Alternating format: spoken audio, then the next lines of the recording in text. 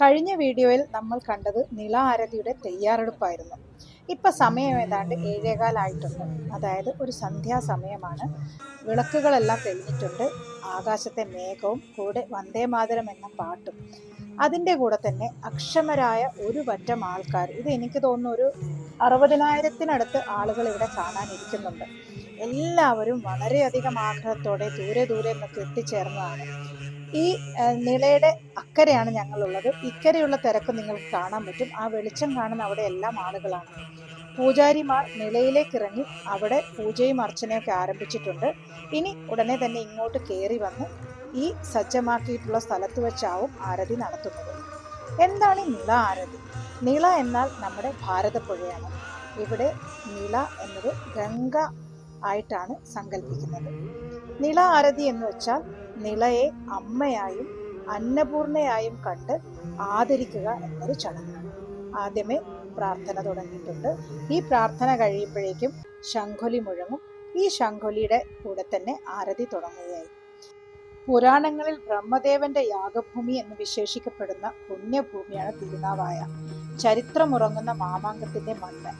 പൗരാണികമായി തന്നെ ഈ അനുഷ്ഠാനത്തിന്റെ കേന്ദ്രം ഇവിടമാണ്.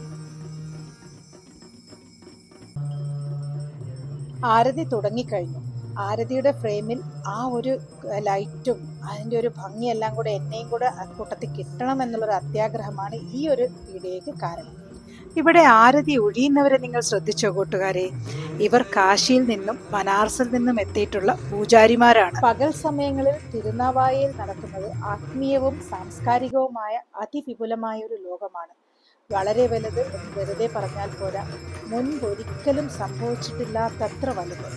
അതുകൊണ്ട് തന്നെയാണ് ലക്ഷക്കണക്കിന് ആൾക്കാർ ഇവിടെ ഒഴുകിയെത്തുന്നത്. എന്തായാലും നിള ആരതിയെക്കുറിച്ച് ഞാനൊരു കാര്യം പറഞ്ഞോട്ടെ.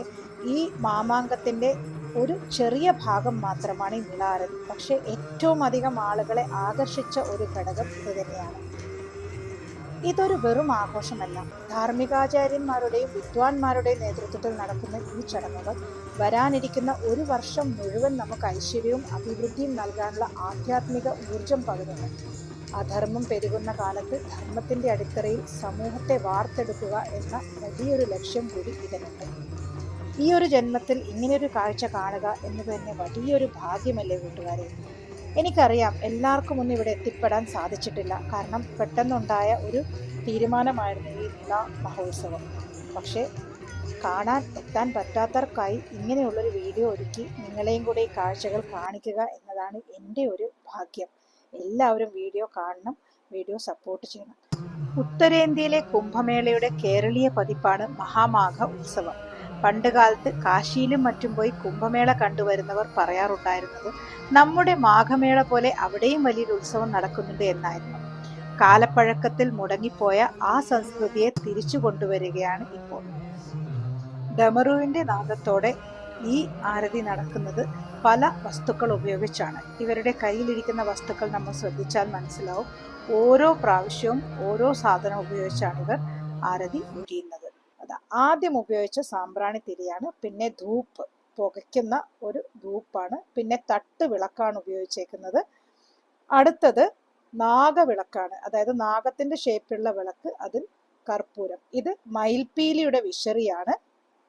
അത് കഴിഞ്ഞ് വെഞ്ചാമരം, നമ്മൾ ഉത്സവത്തിനൊക്കെ ഉപയോഗിക്കുന്ന വെഞ്ചാമരം. ഇത്രയും കഴിഞ്ഞ് പിന്നെ തീർത്ഥവും പുഷ്പവും എല്ലാം അർപ്പിച്ച് ആരതി തീരുകയായി. ഇതോടെ കൺകുളിർക്കുന്ന ഒരു കാഴ്ച കണ്ട് ഞങ്ങളിനി തിരിച്ചു മടങ്ങുകയായി കൂട്ടുകാരെ.